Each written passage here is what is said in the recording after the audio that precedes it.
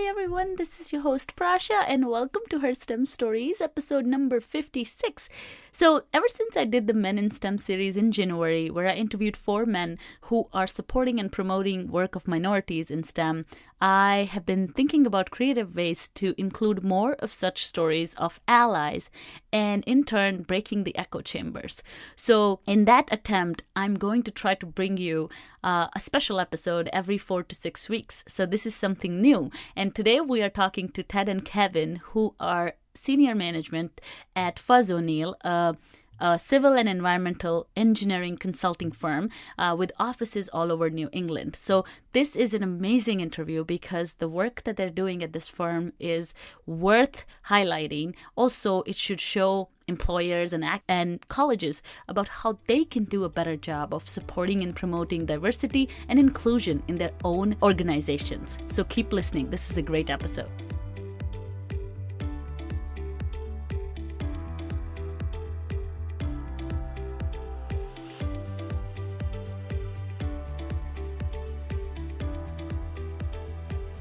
Thank you again for joining us. So let's get started with a little introduction about you guys and then about Fuzz and O'Neill. Well, I'm obviously Kevin Grigg. I'm the CEO of Fuzz and O'Neill.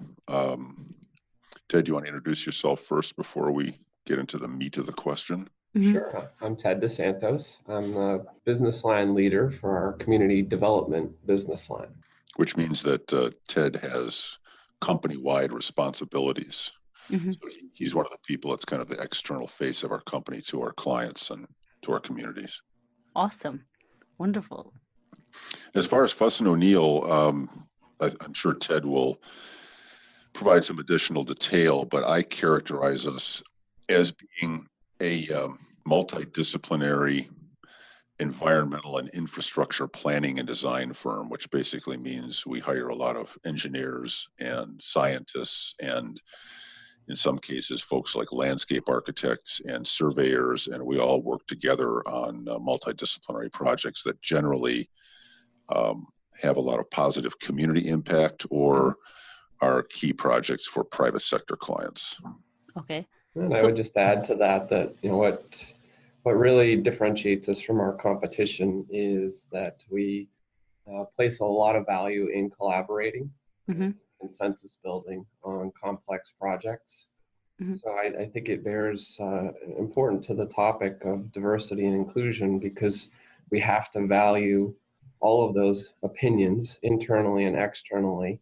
We have to learn to listen and build consensus on the basis of a lot of different strengths and opinions. Mm-hmm. That's incredible. So tell us just give us an example of one of your projects. Sure. A local project here in the city of New Britain. We're involved in a transformative placemaking, transportation, and economic development project known as the Beehive Bridge, mm-hmm. which is taking a state-owned bridge, mm-hmm. a city street that passes over the bridge right next to their bus rapid transit station, mm-hmm. and completely remaking the street next to the transit station in order to promote transit-oriented development. So the physical change is to narrow the road, bring in intense streetscape art, mm-hmm. and architecture in the form of artwork that's taken from the history of the city and incorporating aspects of the beehive and hexagonal shapes because the city seal is the beehive.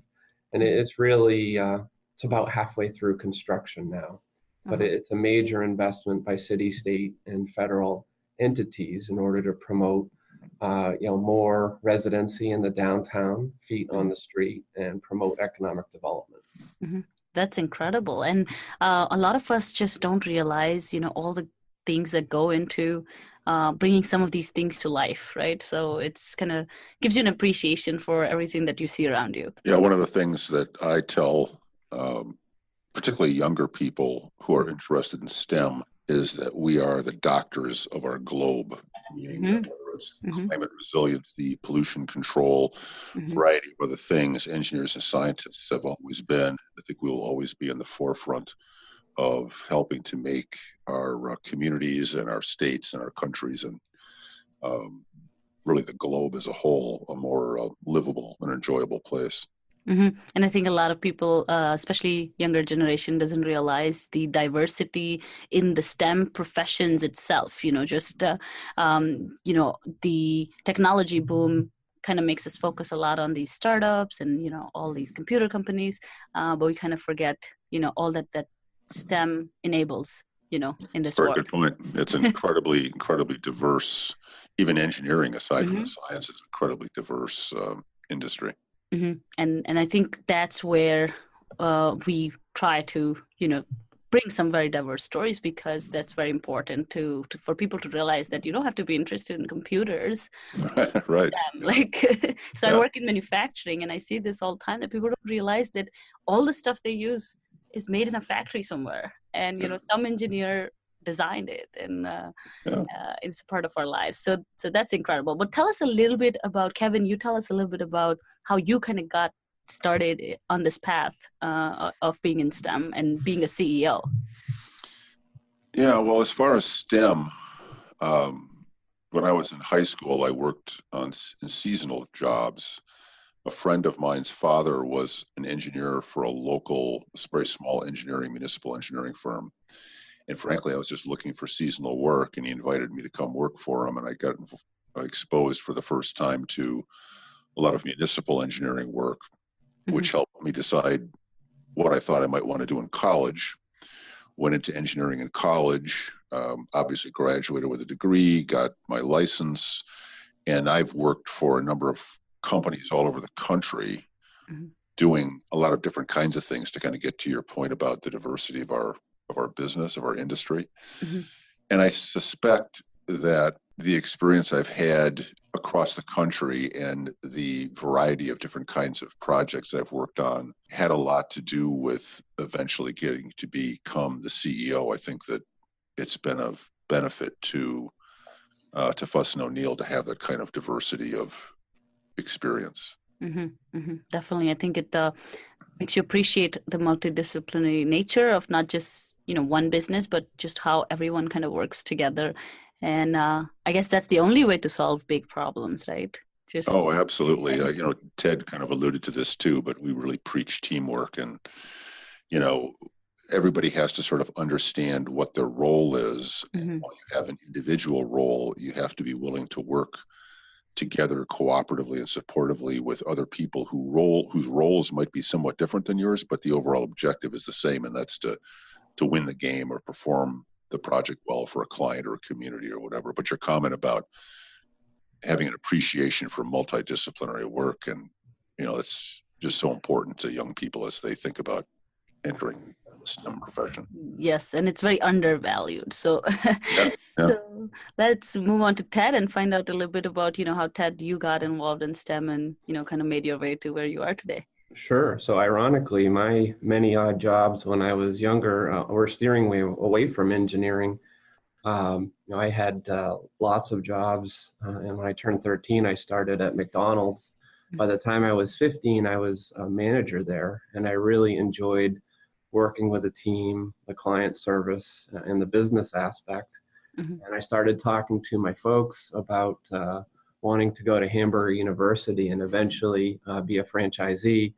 My father did not go to college. My mother has a master's degree from SUNY New York, and they both decided it was really important for me to go to college, and they definitely pushed me towards engineering.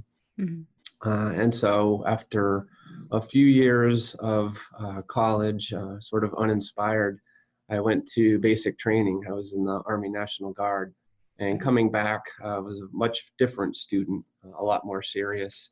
And it was then that I really started to enjoy the complexity of science and engineering, and started tutoring. And after graduating, had my first job in consulting, and found that it gave me a mix of the business and client service that I'd always enjoyed when I was younger, and I had continued to work through college, but also to apply the engineering. And I've been here at Fuss & O'Neill 21 years. Wow. It's been a great place for me to grow, and always a family-oriented business, and I've enjoyed it very much. It's been very good to me. That's incredible. And I think that's another good point where people have to realize whether men or women, kind of breaking that stereotypes aspect of STEM, thinking, I'll be stuck in a lab, or I'll be stuck in an office, I'll be stuck behind a computer. That's kind of not always true. I mean, STEM offers you a lot of opportunities to grow in whichever way you want to grow. So that's a great experience that you had. Yeah, and I'm always, I have a 15-year-old daughter and soon to be 16, and a 13-year-old son. So I'm always talking to them about all of the different engineering opportunities. Some that get you out on, whether it's construction site or working in manufacturing, or sitting in an office designing. There's so many different things you can do with a STEM degree. Yes, and the need is going to be more and more and more as they grow up and get ready to join the workforce. So definitely it's a good way to start early. So one thing that I was super inspired by is how Fuzz O'Neill is supporting diversity. So you guys have 1/3 of your workforce are women. Correct. Which That's is incredible. I mean, a lot of companies are far from that. Where I work in my plant, we have about 7% women. Yeah, it's more typical, right? Yeah. And they still constitute about, 30-40% of leadership, but then, in overall picture, it's less. And that's a problem that a lot of companies want to solve, but don't know where to start. So let's get started with how you guys started on this path and became such far, how come you had a far-sighted vision about this problem and got yourselves here? Well, I've known for a long time that we need to look like and sound like and think like, and in some ways behave like our clientele if we are going to be appealing to them. It's the old birds of a feather flock together notion, right? And to get to one of your later questions, for me, diversity has never been just about sort of doing the right thing socially. It's a very bottom line driven issue, because again, if you're more diverse, you're going to be more appealing to your clients. So I've participated in presentations where the evaluation committee made it very clear that diversity was a high priority for them. I came to Fuss & O'Neill. At the time, we had no women that were owners or part owners. We had no women on the board of directors. And we were interested in reaching out and growing our business, and including winning larger complex projects, as Ted has referred to. And all these things together just made it clear to me that we needed to become more diverse. Now, even before I showed up, there were people like Ted and a few other leaders of our firm who I think understood this without necessarily me telling them that, and they'd already kind of done the groundwork. So when I came in the door, I saw these same needs. Some other folks like Ted had already been working on them, and we had a number of mid and upper level women in the organization basically saying, hey, we need to do more to diversify our workforce and support the women that we have. And so that led us in a variety of different directions. One of them was the creation of an emerging leaders group, which was not focused solely on women, but I believe that the majority of candidates or employees who've gone through that have been women. And we diversified our board to some extent by having one of our board advisors being a woman. We've since added, is it 5 or 6, Ted, female candidates? Not just candidates, but owners. 5. And we're hopefully soon going to be adding a 6th, who will be our first female minority owner. And I can tell you with no hesitation, the reason that she was asked to become an owner had nothing to do with either her gender or her race. She's one of our top employees, and finally reached a point in her career, experience-wise, where people felt it was worth reaching out to her and asking her if she would become an owner. So we've done things institutionally. Ted can add to some of that, I'm sure, but it's really been our knowledge that our clientele are diversifying, we need to be more like them, and then listening to some inside voices who are saying, we really do need to diversify. Mm-hmm. That's incredible. And I think I can probably sense that this is a value that you guys have in your personal lives, which makes it more powerful at work. Does that make sense? Oh, yeah. I mean, one of your other questions has to do with, what can other men in other companies do? Mm-hmm. One of the pieces of advice I always give is, if you can, have a daughter or two. It really helps you gain insight into how girls and adolescent women think beyond just, I'm speaking like a man, of course, now, because that's what I am, but aside from just knowing your wife or having had relationships with other mature women. So just exposure, I think, to women, and you're not going to get much of that if you don't diversify. So it's kind of a mutually reinforcing thing, I think.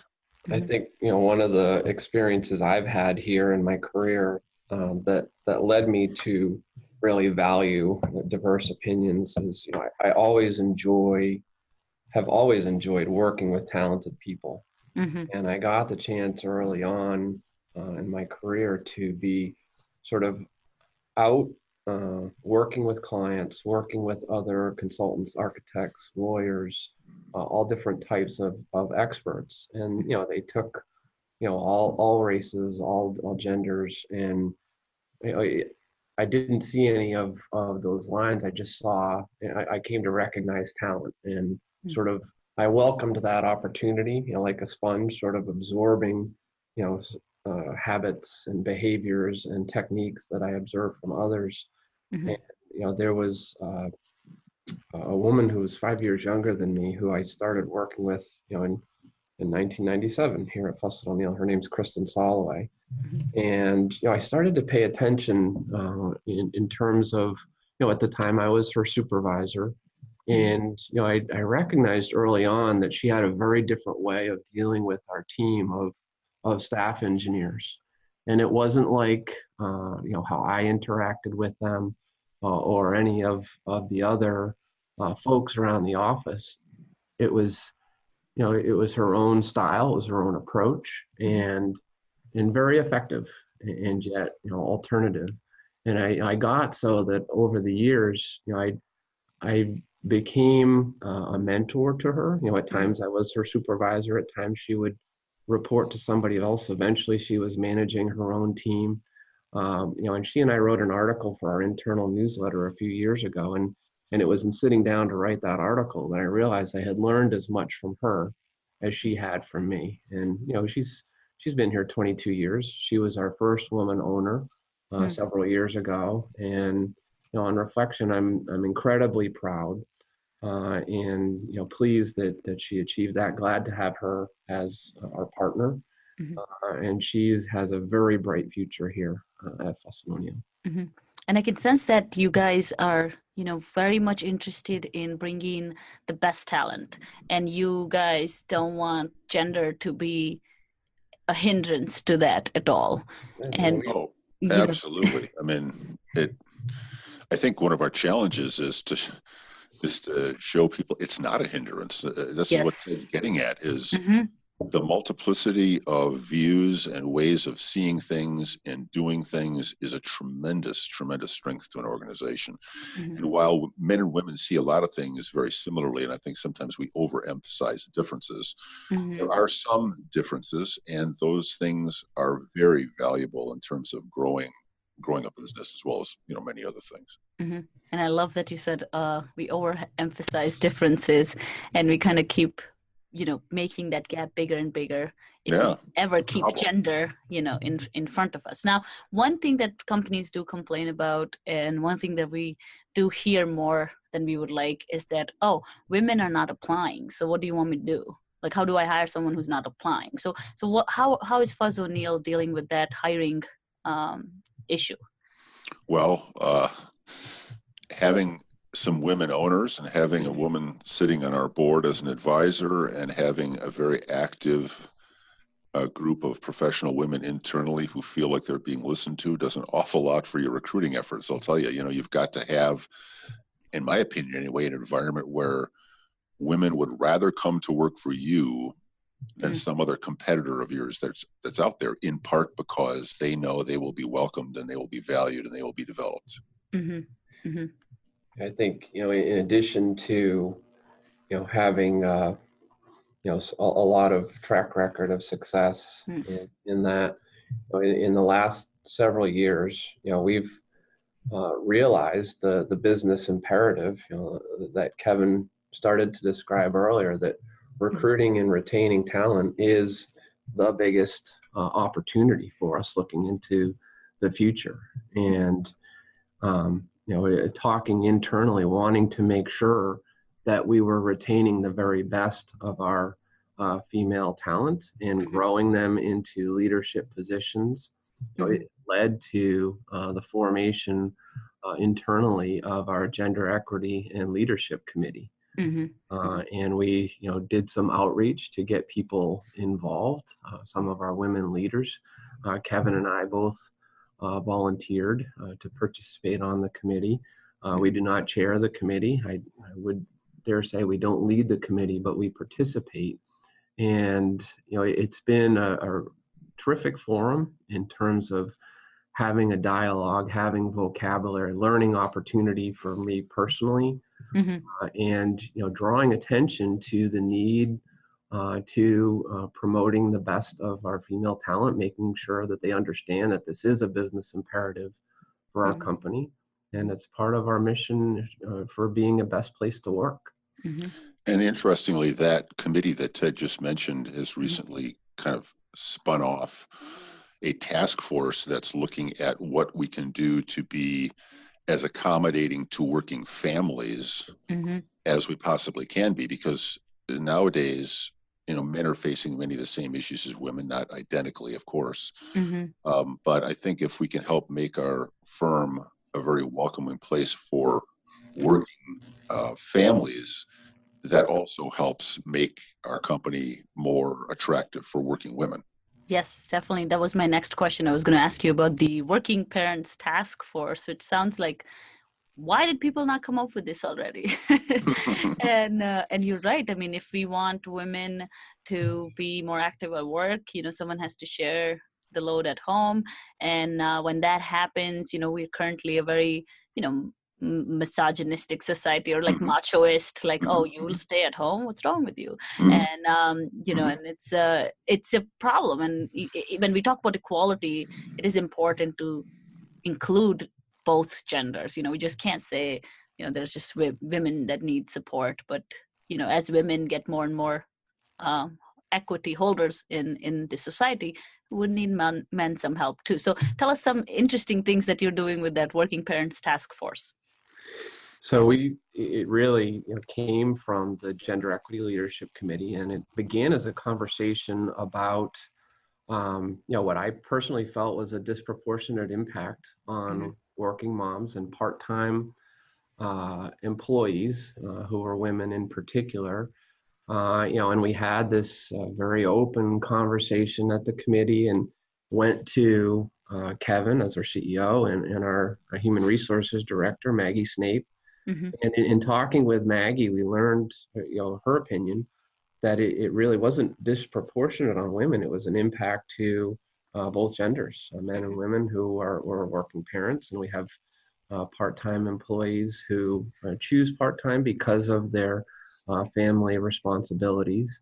And it really drew attention to some of the larger opportunities, beyond just part-time employees. But we started at that point talking about working families, and some of the analyses that task force is going to be taking on.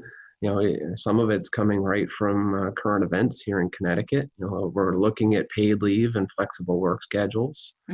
Some of the other things, benefits for part-time employees, programs by which women could return to work on a part-time basis, maybe with benefits for a fixed amount of time, 6 months or a year after utilizing their regular leave. some of the more innovative ideas that the task force is going to be looking at: corporate concierge services, meal delivery. I like this one: mandated quiet hours. Times in the evening during which no emails are allowed. And I'll share an experience that I had on the Gender Equity Leadership Committee in one of the very first meetings. So we have people from our offices all over New England participating through video call. And one of the women from our Manchester, New Hampshire office, her name is Nicole Fox, told how it felt as a part-time woman employee and mother to be a consulting engineer. And the words that she used, she said, I put in the required time, my part-time commitment, and then some, all the time, every week, and yet I always feel that it's not enough. And I sat there listening to it, and I thought to myself, that is exactly how I have felt as a dad. For when I started at Fuss and O'Neill, I wasn't married, I didn't have children, so I've gone through that experience of having young children. And being in engineering, being in consulting engineering is hard. Yeah. You have those pressures on you. So I'm excited about this Working Families Task Force, because I think that not only is it an obvious need in the today's modern world where we do have all of those pressures on us, but it's a chance for us to differentiate from our competition. And back to the business imperative, we'll be a better company recruiting and retaining talent as a result. Ted mentioned Nicole, and I'd just like to underscore or maybe provide a little more detail to something that he said. Nicole had formerly been an employee of a company that we relatively recently acquired. And one of the primary reasons we acquired that firm is because they have an incredible number, percentage-wise, of women in lower, mid, and in a couple of instances, even upper-level management positions. And we felt that would be a very good influence on the rest of our company. Now, a lot of these women work on a part-time basis. And so one of the things that we did, brought them on board when we started to integrate them into the larger firm, is we actually changed our benefits program to provide our part-time employees, men or women, with enhanced benefits. So they were very appreciative of that, and I think that helped create some additional loyalty on their part because we listened to them. But that whole dynamic of working with those women has been very, very informative, because they had so much influence in the company that we acquired that I think it sort of made it okay for a lot of women in the former part of the company to begin to feel as though they can speak out about issues that concern them as well. Yeah. And that's so important, because a lot of the companies or environments are not, first of all, they're not diverse to begin with. And then if you have issues or if you want to bring something to the surface, it's always a fine line, because you're not sure if you can talk about it. Exactly. And again, sometimes it's really simple where, okay, you shouldn't treat me like this, or if it's, someone's behaving out of line, those are easy ones to bring up. But the difficult ones are the culture, right? I mean, how do you bring that up to management? How do you start those conversations that, hey, I need this? Because I think what's happening is if people need something that they can't talk about, they just leave, because it's like, whatever, I'll find some place that will listen, right?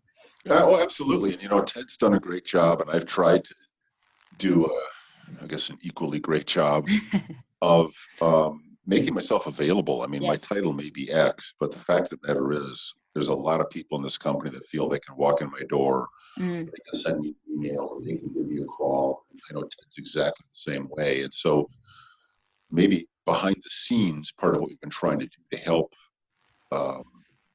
women feel more a part of the team and more included in what we do is just downplaying the bureaucracy. It's like, yes, we have an org chart, and we have lines, and we have boxes. And those are needed for efficiency's sake and communication, and somebody has to do somebody's performance appraisal. But in terms of day-to-day operations, we really want to be more of a family.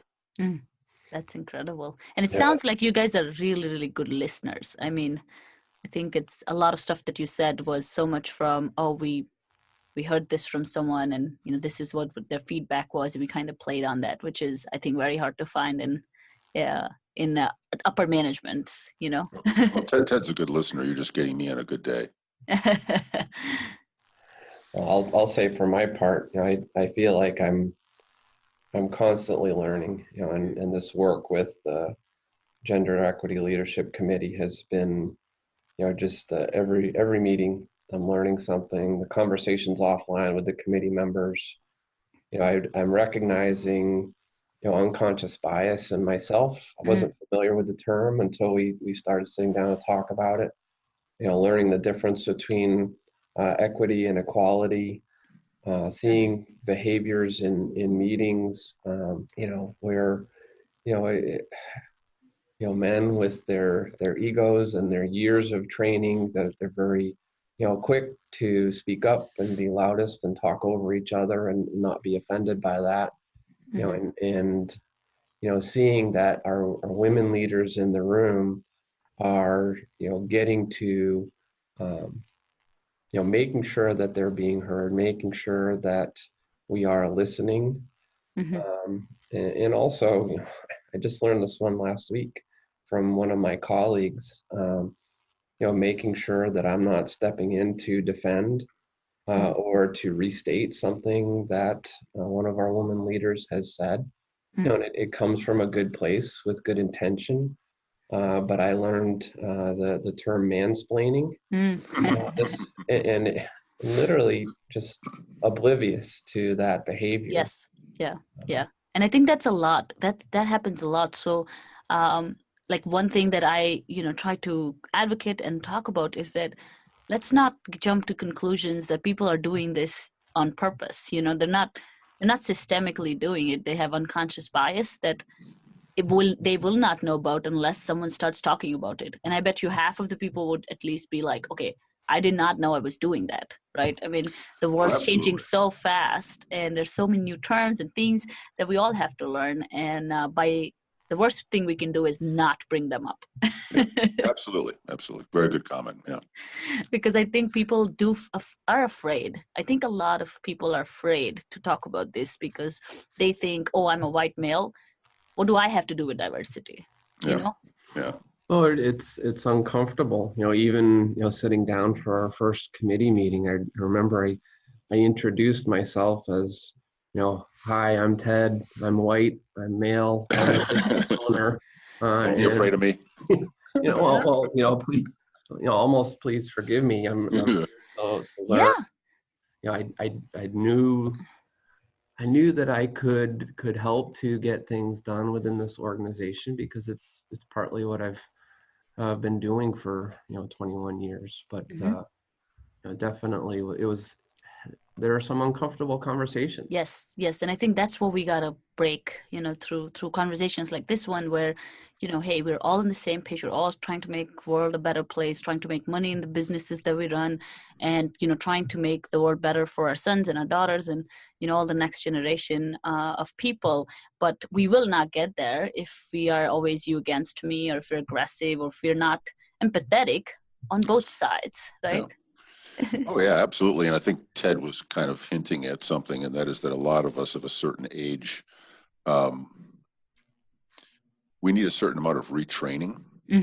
And short of formal training, and we have had some of that, gender sensitivity type training. If you're a good listener, as you pointed out a few moments ago, you can get that retraining just by spending more time with female employees, just listening and observing, like Ted said, how does a group of women conduct themselves in a meeting? And is that different from how the men conduct themselves? And if so, what can we do to make sure that all of the voices are heard? And, if we just go through life, I think, and we observe a little bit more and we listen a little bit more, we're going to be a lot more sensitive to a lot of things, including gender issues. Yes, definitely. That's really well put. I think that's one thing that all leaders should be thinking about. in their day-to-day life. And, retention is always a problem for no matter what industry you're in. And especially when you're competing with the world like Google and Facebook and, all Right. these, Right. these really bright and shiny employers. It's definitely important that everyone stepped up to the plate, because businesses will eventually die if they don't, come up to speed with some of these big issues. Because Well, I think that, yeah, I agree. I think they Yeah. die even if they stay in business. Yeah.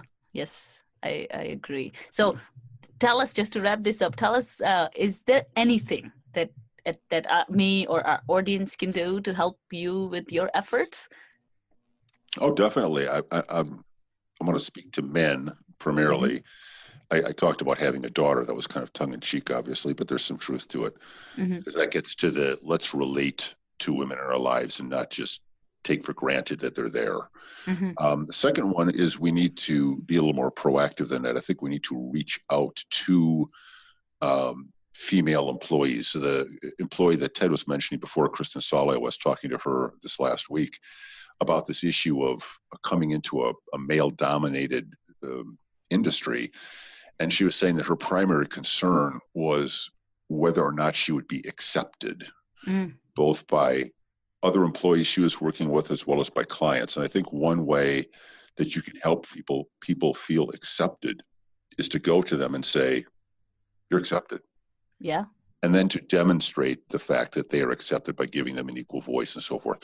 Third thing, and this is a little bit more delicate, is I think we need, as men, I think we need to learn to treat our female employees the same way we treat our male employees. I've talked to a lot of women over the years who kind of recoiled at the notion that they felt they were being given some sort of dispensation or some sort of special treatment. And I think we have to be real careful about that as men. Some of us are cultured to be gentlemen, right? And so if you're cultured to be a gentleman, you're almost automatically cultured to treat women differently with good intent, as Ted mentioned before. But that may not be something that your female employees are really very interested in or find very attractive about you or your company. So the best thing to do is to try to treat everyone the same, recognizing that whether it's family issues, trying to make the company more attractive to working families, or understanding some subtle differences in how genders deal with issues, that in terms of basic day-to-day treatment, parity, we need to treat women the same way we treat men. That's incredible. That's exactly what equity means. That's exactly what equality means. And, that's exactly what will get us to that level where there'll be no gender barriers, right? So, absolutely. And I tell folks here, I said, why would you treat someone differently? Because there's different plumbing. I mean, what's that about? To me, it doesn't make sense that as engineers and scientists, we're supposed to be logical people, and treating a woman differently in a lot of ways just is not logical. It doesn't make a lot of sense if you think about it. Yes, definitely. So, and Prasha, I just wanted to add, getting back to your question, how the audience can help. Two things. First, we're very much in the mode of gathering best practices onto our Working Families Task Force and our Gender Equity Leadership Committee. We're interested in those best practices. We're in research mode. I attended with a few of our woman owners in December a Leadership Greater Hartford event on equity and diversity.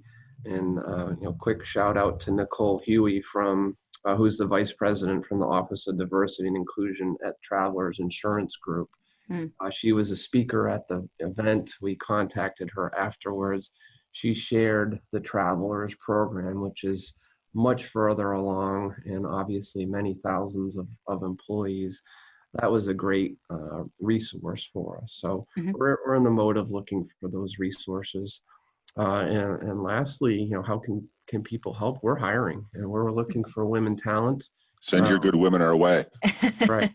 Yes, that's awesome. So we'll share all those links in the episode notes so that everyone can, kind of get in touch with you guys or, apply to all those jobs. And I will be speaking next week, Prasha, at a I'll be on a panel for an organization or an event called Women Who Build. I'm looking forward to that. And then I'll be speaking at a Metro Hartford Alliance event later in March, as the company's new CEO, and diversity is going to be one of the key points I will be discussing with the audience. So that's incredible. And you guys have offices around New England, correct? In every state, yes.